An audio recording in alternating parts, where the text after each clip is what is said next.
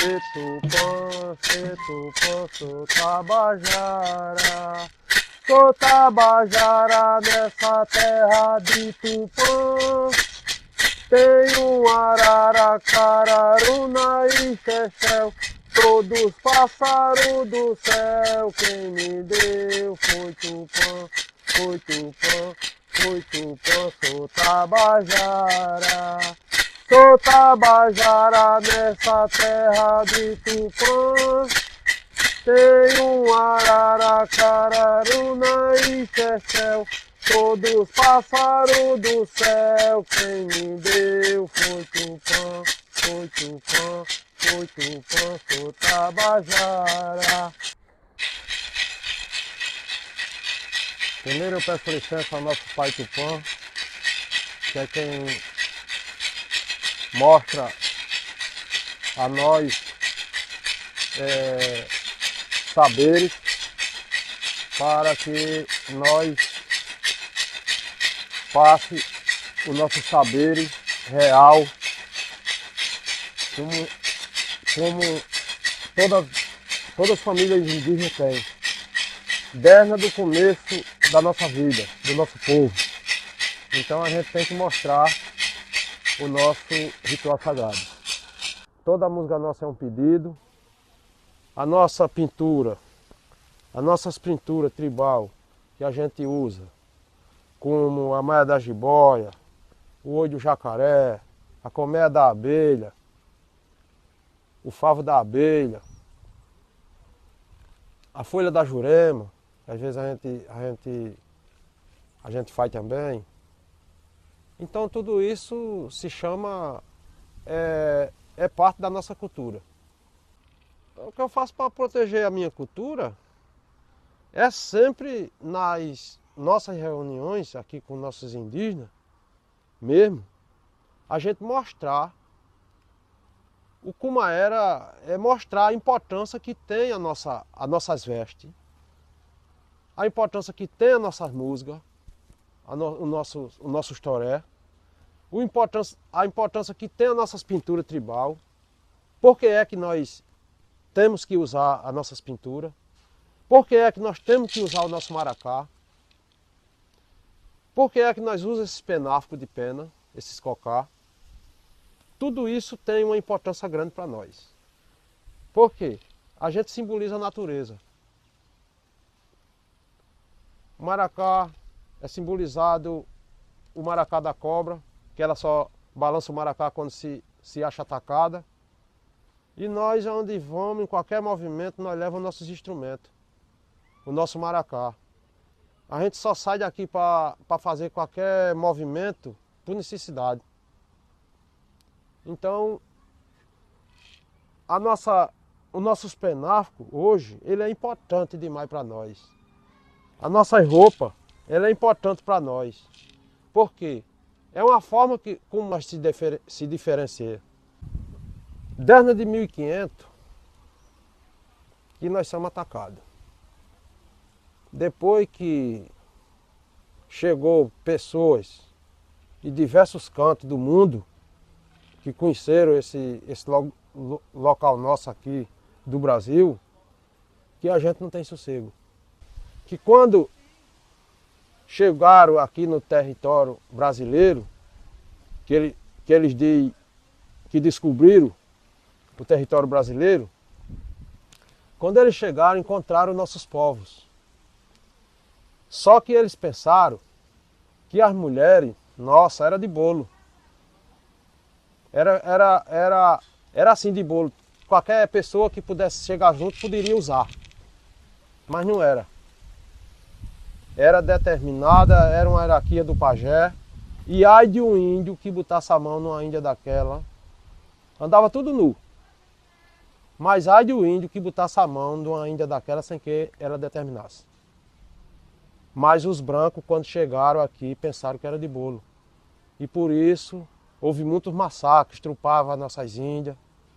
Que o nosso solo brasileiro, todo mundo sabe que é um local de povos muito bonitos. Povos bem feitos. Tanto mulher como homem. Sempre é uns povos muito bem feitos. Então eles quando eles viram, entenderam aquilo, aí eles pensavam que era tipo bicho, sabe? Eles eram bicho e ali era de bolo. Qualquer um podia usar. Então isso deixava a gente muito triste. Na maioria das vezes, os homens eram mortos para poder acontecer isso naquelas aldeias. Os índios. Então isso faz com que a gente hoje o Estado brasileiro deve uma conta muito alta a nós.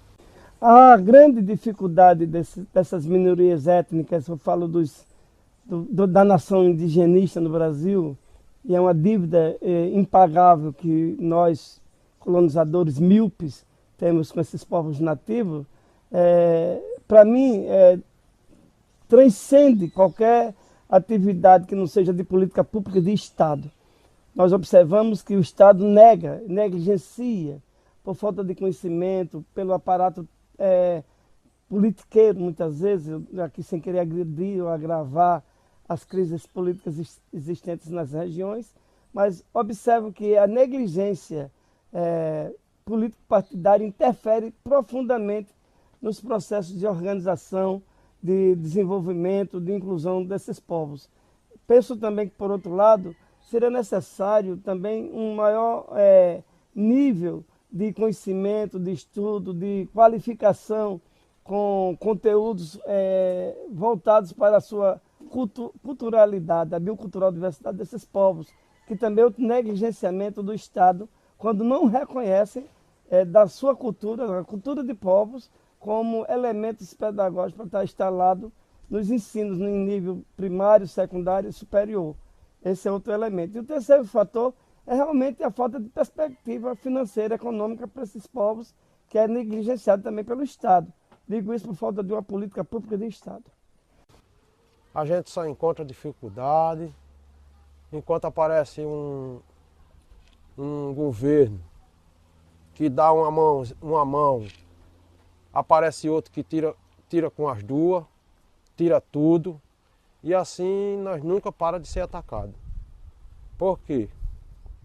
Nós entendemos que a maioria da elite, eles não querem que a gente tenha o nome de nativo, que a gente somos nativos daqui desse solo.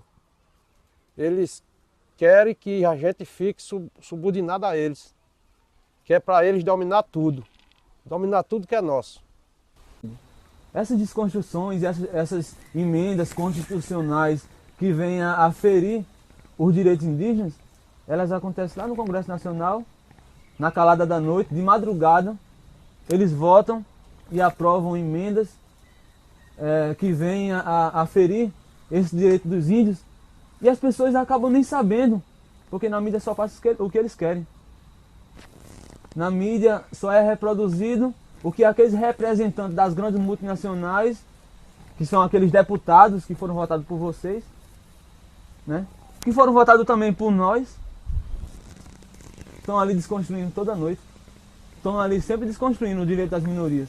Tanto nossa, indígena, como também dos negros, né? Como também das mulheres, como também dos gays, como também de diversos grupos sociais. Mas a gente resiste, porque nós temos as nossas estratégias, temos a nossa simpatia, é disso que nós índios vivemos, da nossa simpatia, e a gente precisa sempre dos nossos povos. O que é que significa uma liderança? Uma liderança na região, vamos dizer como um cacique, como um pajé, significa que ele conhece a localidade, conhece a área, conhece as plantas, conhece as caças, os bichos. Então, esse que é escolhido, pelas lideranças, pelo povo indígena, que aquele é o adequado para ser, vamos dizer que ser um cacique, ser um pajé, tem que conhecer do peixe da região, a caça e aos pés de ave. E o nome também da região. Região de grota, região de mata. E essa memória nossa, que envolve a nossa fé, a nossa agricultura, as nossas pescas, as nossas pegagens de caranguejo, nossas pescarias de corvo, nossas pescarias de pitimboia, nossas pescarias de jereré, nossas pescarias de vara de anzol, que a gente chama de pindaúba, nossas pescarias de gré, nossas pescarias de curral. Tudo isso faz parte da nossa cultura. Nossos nomes também das camboas de mangue, do rio. Né? Cada uma camboa dessa tem um nome. Você entra num rio desse aqui, que nem o Rio Gramame, que é um rio muito extenso, 49 quilômetros de rio. E cada uma volta dessa de rio tem nome. E aquele rio que entra para dentro do mangue, que a gente chama de camboa, também tem nome. Camboa do Mané Francisco, Camboa do Chiqui, Camboa da Ostra, Camboa da Salina de Sá, Camboa da Saúna, Volta do Mero, Volta da Guaxinduba, Camboa das Duas Irmãs, Camboa do Manim, Porto do Forno, Volta da Mangueira, Volta dos Quartéis, Volta de Mituaçu, Volta da Jacoca. Tudo isso são nomes que essa liderança, que é conhecedora dessa região, sabe. Hoje eu me considero um jovem que já aprendi muito sobre a minha cultura. E essa aprendizagem que a gente tem aqui na aldeia, nós jovens, eu que moro aqui na aldeia, porque para quem mora nesse espaço, para quem estabelece com os pais uma vivência coletiva, fica mais fácil de aprender sobre a sua cultura. Bom, a gente tivemos muita dificuldade para hoje estar com essa memória viva. Eu guardei muito, desde quando eu me entendi dos meus 7 anos, 8 anos, que entendi o que era o mundo. Eu já alcancei a minha história indígena, contada pelo meu avô, pela minha avó. Mas nós não podíamos dizer que era índio, porque a gente sofreu uma opressão muito grande aqui nessa região. Então a gente ficou silenciado por mais de 170 anos, silenciado sem só a gente mesmo sabia. Era uma forma de sobrevivência, de sobreviver. Na minha infância, eu morava aqui dentro do mato, Mata Redonda, que atinge essa área toda. Era minha família tudo índio, tudo indígena. E veio o proprietário, tomou as terras que a gente tinha, viajou, atirou em gente, matou gente, mãe correu, carregou a gente para esconder. A gente saímos se escondendo. para outra propriedade, e fui andando. E foi andando por esse mundo afora. Ia pegar uma manga no abiá para comer. Mãe não deixava porque o proprietário matava a gente. E a gente correndo. Ia pegar um caranguejo, muito caranguejo. Ele não deixava. O barão do Abiaí. Era muito ruim, duro. E a gente ficou, mãe correndo com a gente, escondendo. E chegou o ponto de pagar foro de condição, tinha que pagar, morando no lugar, tinha que pagar um foro de condição. O próprio índio pagando, sendo escravizado o índio. Ou pagava um dia para dormir, ou ia embora. Se não pagasse, se não fosse embora, de noite eles iam matar. Era o que a gente fazia. A gente corria, trabalhava que nem bicho, obrigado, escravizado pelos proprietários. E a gente, dono da terra, mas não tinha o direito de dizer que era dono. Então a gente perdeu muito com isso. A gente participamos de outras culturas, mas não se esquecemos da nossa. Então, quando a gente resolveu a gente reivindicar os nossos direitos, aí a gente estava com a nossa cultura, um pouco da nossa cultura viva ainda. E aí veio parceria com nossos parentes, tanto daqui mesmo da Paraíba, nossos parentes potiguara, como parentes também do norte, do centro-oeste, do sul do Brasil, que a gente se encontra em algumas vezes, quando a gente pode chegar a Brasília, a gente se encontra lá num grande acampamento indígena em Brasília, lá na praça, a Praça do Esplanada. Então a gente se encontra e com isso a gente vamos dialogando, e vamos conversando, e vamos... Além do que a gente já saber, a gente já pega outras bases de outros trechos do país, que o país é muito grande, o nosso solo brasileiro é muito grande, e tem diversas culturas indígenas dos nossos povos. Então a gente, com esse passar do tempo, a gente perdeu a nossa língua materna, mas a gente às vezes fala algumas palavras na língua materna. Vamos dizer que a gente pode falar na nossa língua Murupixaba Tainhoca, Apiabaçu, quer dizer homem grande. Murupixaba Tainhoca quer dizer o cacique está em casa. E por aí vai. Algumas palavras, quando a gente quer falar na nossa língua materna, algumas coisas a gente fala. Mas a gente não sabe tudo. Porque nós já aprendemos a falar o português. Nós não temos terra oficializada ainda. E isso se torna uma dificuldade muito grande. Porque nós com nossa terra oficializada, nossos índios está tudo perto.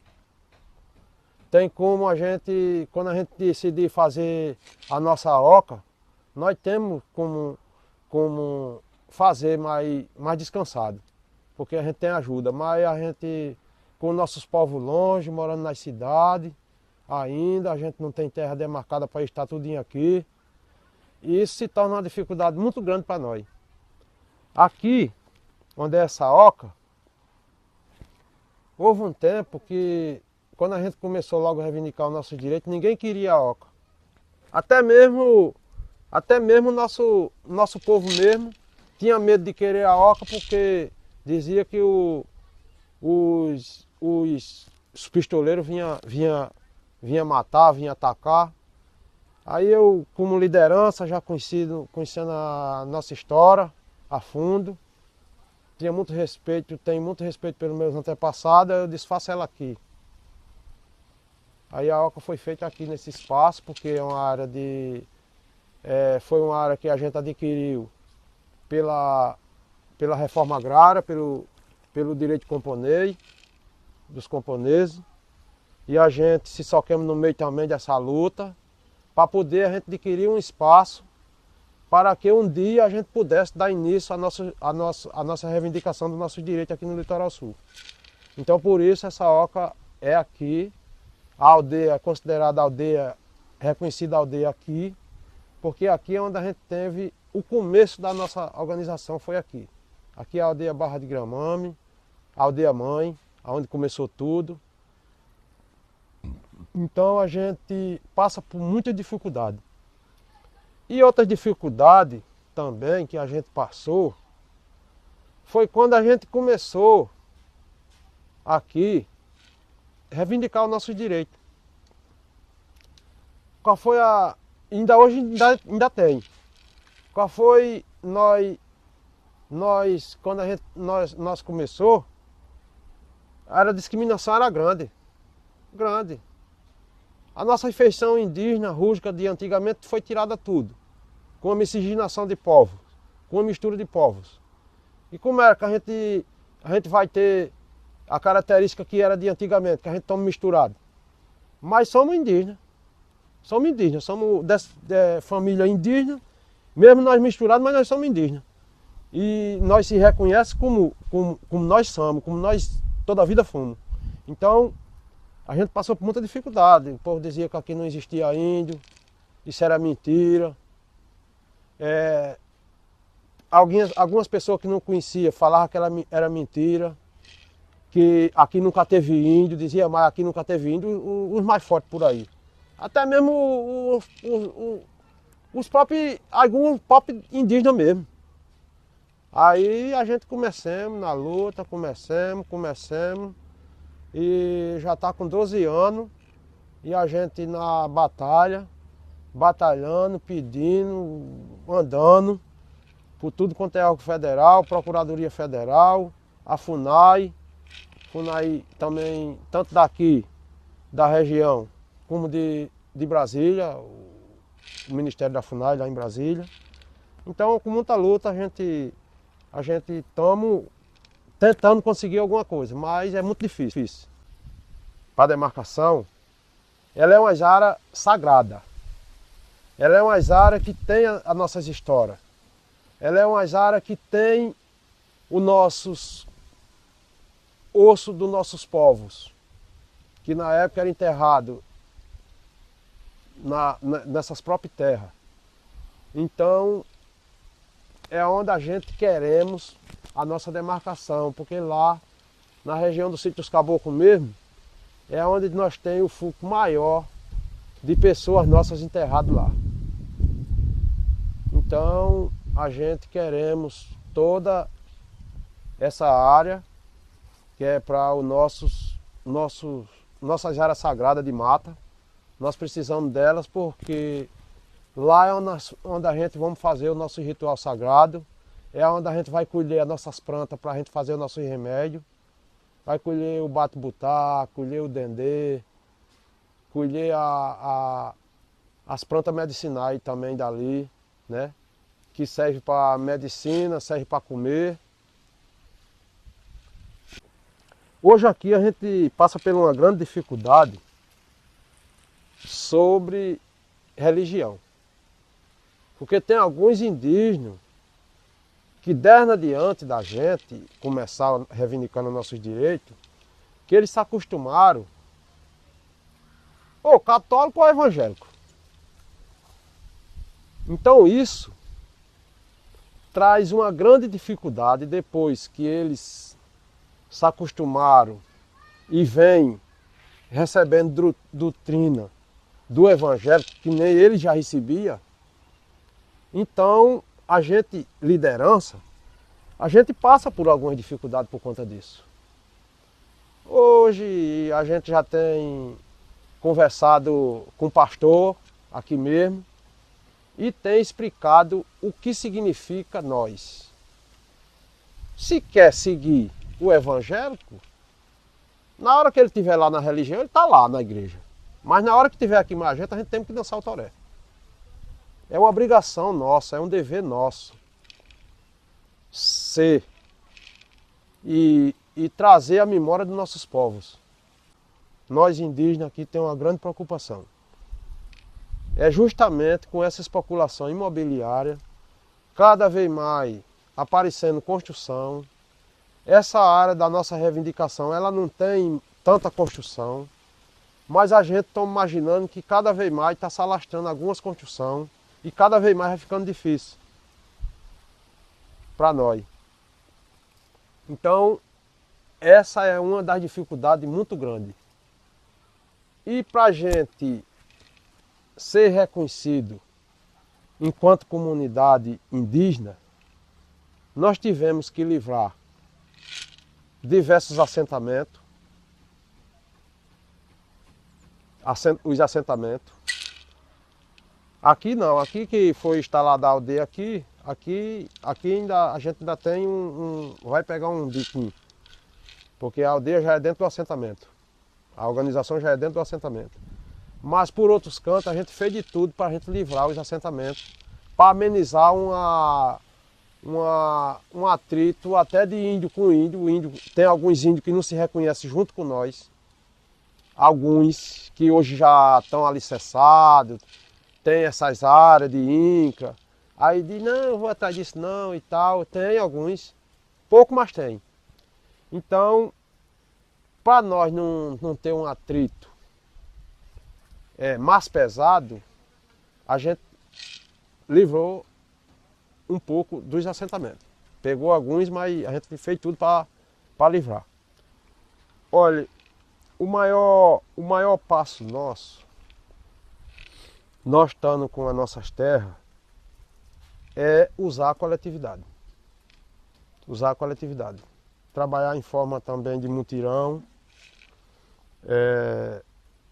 de junta, né? Se juntar tudinho para fazer uma área para plantar.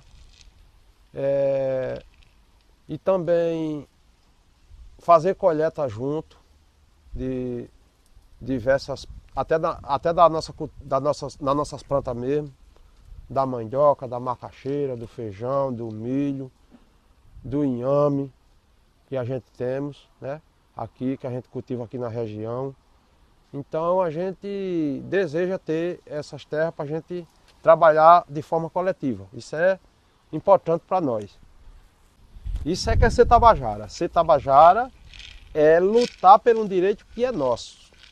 Porque quem quer direito luta por ele. E principalmente na época que nós vivemos. Com meio mundo de pessoas de outro canto querendo tomar nossos direitos. Querendo tomar nossas matas, querendo tomar a nossa riqueza das matas. Então, o que é que está acontecendo hoje lá nos nossos parentes do norte? É isso. A maioria de exploração de madeira, exploração de diversas coisas naturais lá daquela região. Aqui também não é diferente. Aqui o maior dos brancos aí é explorar a nossa pedra. Aqui a exploração já é outra, é a pedra calcária que está embaixo. Então, com a exploração dessa pedra, eles têm que acabar com o nosso cabelo da nossa mãe terra. Acaba com o nosso cabelo da nossa mãe terra, acaba com nossas cabeceiras de água para explorar a pedra. E é tão provável isso é uma coisa tão difícil para nós, que eles exploram tanto a região que sabe que já está tudo desgraçado, tudo poluído, até as águas deles beberem estão de fora. Compra. Porque eles sabem que aqui não presta mais nada. A gente que fica aqui, nós que somos nativos daqui é quem se ferra. Antigamente nós bebíamos água de cacimba, bebia água do rio, ia buscar água na cacimba, nós fazíamos aqueles pocinhos na beira do moiado e tirava a água, mas a água era limpa. Não tinha poluição, só tinha mata. Então não tinha as poluições que tem hoje. E a gente tem um plano aqui de ter uma água mais favorável, ter um poço, que o lençol de água aqui é bom. A gente até já vê um menino aqui, já tirou a base do lençol de água aqui, é muito bom. Então se a gente fizer um poço aqui, a água aqui está a 27 metros. Aí o cara fazendo um poço mais ou menos com uns 45 ou 60 metros, dá água à vontade. Então é uma dificuldade muito grande aqui para água. Aqui nós somos arrodeados de água, que nem vocês sabem. Arrodeados de água. Mas no momento, aqui em cima no acre da aldeia, a gente às vezes tem momentos que a gente está sem água. A gente tem rio por todo canto. Mas hoje, a dificuldade para se beber a água do rio também é grande. Porque termina nós doentes, porque tem alguns produtores que trabalham com produto químico, que agoa na terra. Isso é triste para nós. Hoje, em tudo que acabaram as nossas matas, a maioria do nosso rio ficou sem encosto de aquilo ali se acabar antes de chegar no rio. Aquelas poluição de resto de coisa, se acabar antes de chegar no rio, chega tudo rio. Porque não tem mais, não tem. Se a gente for olhar direitinho, as matas ciliares que é protegida por lei para o rio ainda é pouca. Ainda é pouca. Mata ciliar era quando tinha antigamente, que a gente olhava daqui, a gente só via a luz do sol quando olhava para cima. E o resto tudo era escuro, era mata, só. Nós bebemos direto as nossas lágrimas da nossa mãe, que é as nossas águas, as nossas cabeceiras de água, o nosso rio. Tudo isso é as lágrimas dela que a gente bebe, ela dá de beber a gente direto. Então isso é importante para nós. A coisa mais forte na vida do ser humano, na vida do indígena principalmente, que é a terra. Eu desenvolvi um método chamado Metodologia para Mobilização Coletiva e Individual. Esse método ele se fixa em 5 grandes eixos aglutinadores. O primeiro é o produtivo. Então, produção de alimentos, produção de riquezas, produção de serviços, trabalhar o capital, mas o capital solidário. Esse é um elemento fundante para que se tenha. O outro eixo é o da organização político-social. A gente percebe que esses invisíveis só estão invisíveis porque eles não são organizados. E eu estou falando enquanto povos, enquanto comunidade, enquanto grupo, não interessa. É necessário, fundamental, que esses grupos, essas pessoas estejam organizadas e institucionalmente reconhecidas com representatividade, não com representação fajuta de politiqueiros que se vestem de vereadores, de deputados, de senadores. Eu falo de lideranças natas capazes de passar pela ancestralidade, de geração a geração, seus conhecimentos e preservar isso. Isso só se dá pela organização de povos. Depois, a trabalhar o processo de formação. Não numa educação formal, como se fala aí, mas fazer a formação com informação para a transformação. Não entendo se quanto mais eu informo, mais eu transformo. Quanto mais eu informo, mais eu me informo e me transformo. Então, um aprender fazendo, ou fazer aprendendo, no meu entender, resgata um pouco do saber popular e o saber científico nessa mistura, ou nessa troca, ou nessa emulsificação de cidadania, de saberes, de conhecimento, de cultura, etc, etc. Para isso é necessário compreender que o homem é produto do meio, como um ser social, um ser antropológico, mas sem esquecer a antroposofia também, como elemento de ligação à consciência, ao corpo, mente sã, corpo são, desse princípio. Também entender o homem como physis, matéria, entendendo esse homem como um ser biológico, um ser antropossocial. E aí você vai trabalhar esse homem também no meio, com seus aspectos geográficos, sociais, econômicos, políticos, ambientais, culturais, religiosos ou sagrados e históricos. Então, compreendendo esse homem nesse contexto, eu trago um ser humano e um cidadão. Por último, trabalhar a qualidade de vida a partir da sua biocultural diversidade. Então, uma qualidade de vida, no meu entender, se eu não respeitar a cultura local, eu estou agredindo aquele povo, aquela nação, aquela gente, aquele ser humano. Tem, na nossa aldeia tem, oi, tem. Na nossa aldeia tem indo na aldeia que não teme a ninguém. Tem indo na aldeia que não teme a ninguém. Na mata do sabiá, canta roli juriti. Na mata do sabiá, Canta Role Juriti, quem não gosta de índio, o caminho é por ali. Quem não gosta de índio, o caminho é por ali.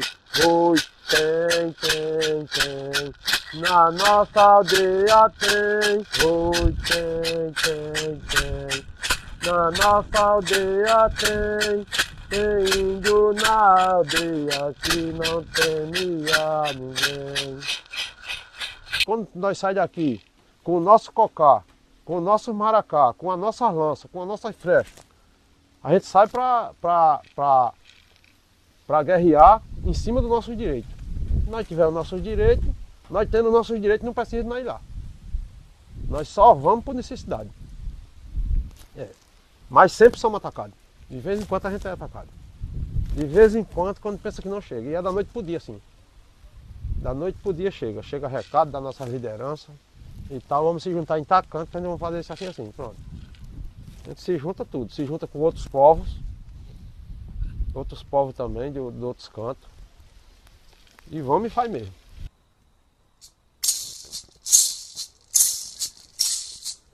Oi, meus índios desceram a mata, eles não tão de brincadeira. Meus índios desceram a mata, eles não tão de brincadeira. A arma do Tabajara é a força da natureza. A arma do Tabajara é a força da natureza. Eu firmei meu pé no chão e balancei meu maracá. Firmei meu pé no chão e balancei meu maracá. Tabajara quando canta estremece o lugar. Tabajara quando canta estremece o lugar. Eu tenho orgulho de ser Tabajara. Eu tenho orgulho de lutar pelo meu povo. Eu tenho muita força para lutar pelo meu povo. Peço muita força ao nosso Pai Tupã, que nos favoreça, me dê vida até aquela normalidade que tenha de ser. Que enquanto eu tiver um dia de vida, eu estou lutando pelo nosso povo. A gente nunca deixa de lutar. E quando eu for embora daqui, que eu não sei, só Deus é quem sabe, a gente já trabalha outras pessoas que vai ficar, assumir a nossa luta. Hoje eu me encontro como sendo um estudante de antropologia. Estou no 7º período de antropologia e estudo no campus 4 da UFPB, que se localiza no litoral norte, Rio Tinto. O trabalho que eu fiz de extensão, iniciado em 1987, se institucionalizou na Pró-Reitoria de Extensão na Universidade Federal da Paraíba, e no ano de 1990 criamos o Programa Interdisciplinar de Ação Comunitária. E esse programa envolvia estudantes dos vários cursos, mas eu vi que existia uma carência imensa no Brasil. Então comecei a convidar estudantes de todo o Brasil para vir conhecer essas experiências aqui. E assim começou a aparecer o estágio de vivência em comunidade. Então no ano de 2002, eu constituí um estágio nacional de extensão em comunidade em todo o Brasil. Olha, eu acho que voltando nisso, é a mesma situação, né? Uhum. Porque, digamos, há anos atrás, quando eu era menina, né? Então eu via que a nossa união indígena, né, era muito mais forte, não existia muita interferência externa, né? Então a gente tinha essa segurança dentro dos territórios. A nossa luta não existia tanta luta, né? Uhum. Porque havia essa união.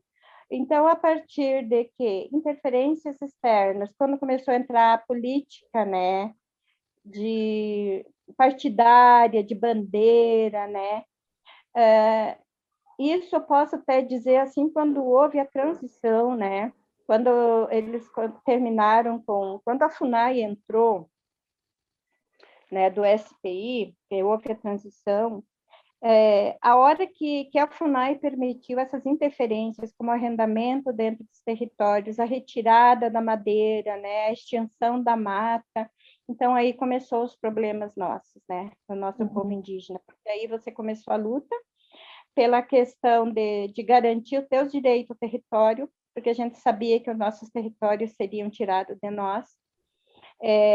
A hora que tirou a nossa subsistência, né, o direito à nossa subsistência, começou os conflitos, com a entrada de problemas externos, começou os vícios, todas as coisas negativas começaram a entrar nesse momento. Bom, a partir daí, então, a nossa luta se intensificou. Aí o nosso povo começou a se dividir com as ideias diferentes, não havia mais aquele pensamento único, né, que tinha cada um se achou no direito assim de pensar de uma forma, de agir de uma forma diferente. E aí, então, com a invasão dos nossos territórios, mais uma vez, começou todo esse problema que está hoje, né? E aí eu vejo por aí que a parte, né, da luta para nós, de 20 anos para cá, ela ficou bem mais difícil. Então, está intensificando cada vez mais e se acirrando assim de uma forma que está trazendo desavenças entre o nosso povo, desavenças, que isso não é nada bom. E aí essa interferência aí de governo, esse desrespeito, tudo isso. Então, aqui na região oeste, eu acho que é importante a gente ter um pouco presente a questão da história, né? Então, aqui na região, a gente sempre fala que a colonização ela começa aqui dos não indígenas em 1888, né? Onde que os brancos vêm aqui e começam a desbravar, né? A gente sabe da história, acho que não precisa nem comentar sobre isso, né? Então, as colonizadoras chegam e vem aqui uma população indígena, né? Então, a região oeste é uma região habitada historicamente pelas populações indígenas, com várias aldeias, né? Então, a gente não pode dizer assim quais são, mas são muitas, eram muitas nesse período. Vamos acentuar algumas, né? Então, pega em Saudades, Guarani, pega aqui na região, que pega o Rio Uruguai, aqui nas margens, várias comunidades, várias aldeias caigangues que habitavam aqui, né?